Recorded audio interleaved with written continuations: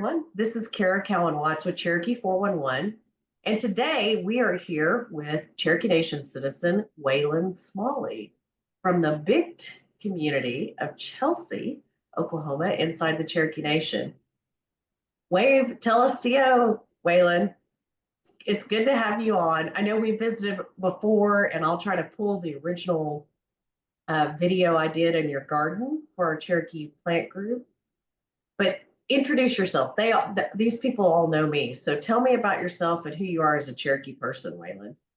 Watto, Kara.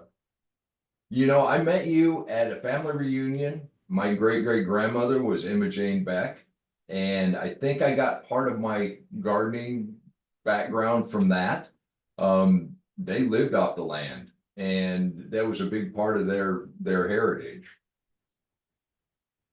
That's awesome. So we met each other too, also through gardening. So we got to really know each other after we met at your family reunion. Tell me, before we get into the online Wayland Smalley, the book author Wayland Smalley, tell me just a little bit about your gardening and the type of gardening that you do. I know it, but our listeners don't.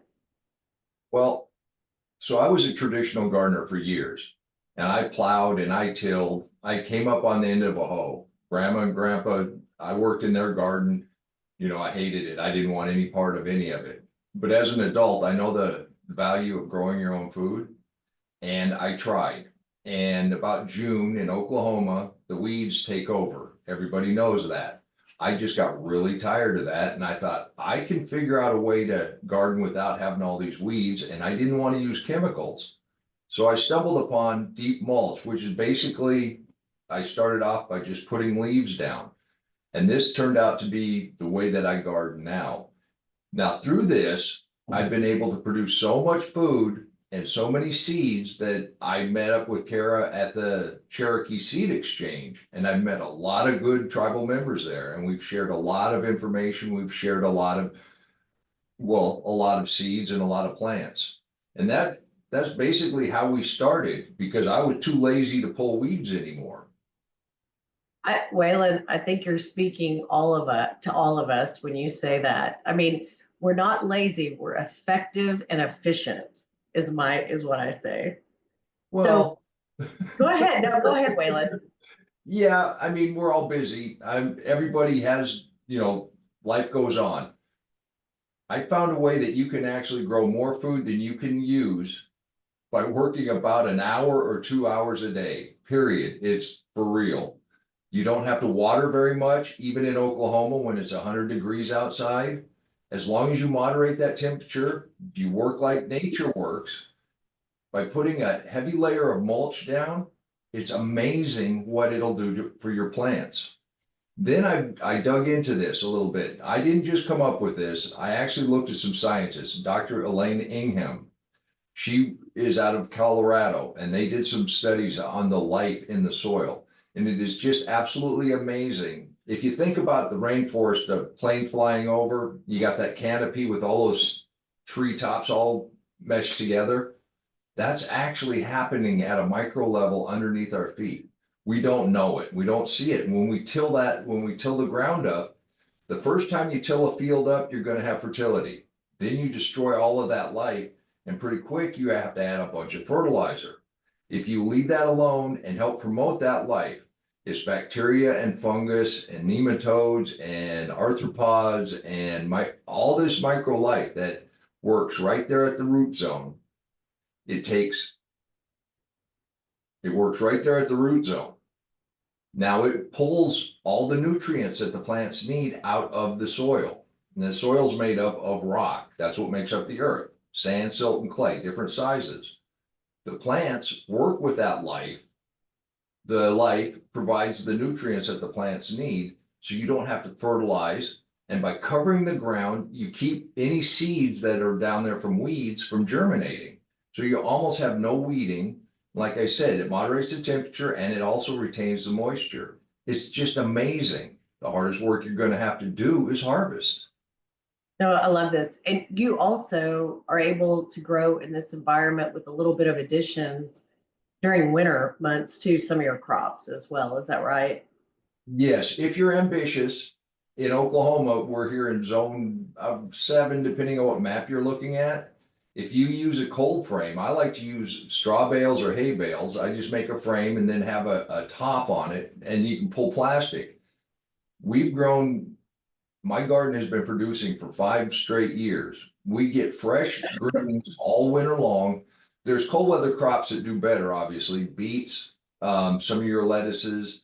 A lot of things that way grow really well all winter long. And we And love with a beets at the cold Count frame, Watts household. So you mentioned, so we have a Cherokee plant group that's a private group of Cherokees because we don't know if people are going to have culturally sensitive plants, but I built it before COVID. And then with COVID, it took off, and you've helped me grow that by being part of that group. And you'll bring sweet potato slips that everyone, the smiles on their face when you bring those are just incredible. So thank you for that. And, Dr. Melissa Lewis is part of that. And we'll talk more about that. We may have to have an episode just about that with you and Melissa together. But really quick, because we're today had to be short, grab that book behind you and let's tell them. So in the book, you talk about how to build this soil and in your garden, right? oh, absolutely. So I have a YouTube channel and I give all this information away, but it's in little bits and pieces. I film it as I do it. So you can follow the story. If I plant something in the same area, you get to see that grow up. But if you want all the information in one spot, condensed it down into a book. It's very easy to read. I understood it, so it had to be easy to read. I But love that. you want You're to, always, yeah, you're one of the more intelligent people I know, but you're humble and I love that, Wayland, you and your wife. So um, you come from this giant family, and I love your family. They're ornery. I love my Chelsea peeps. But you've got this book and you've got this YouTube channel. So the YouTube channel is the Wayland Smalley. Like, how do they find that online?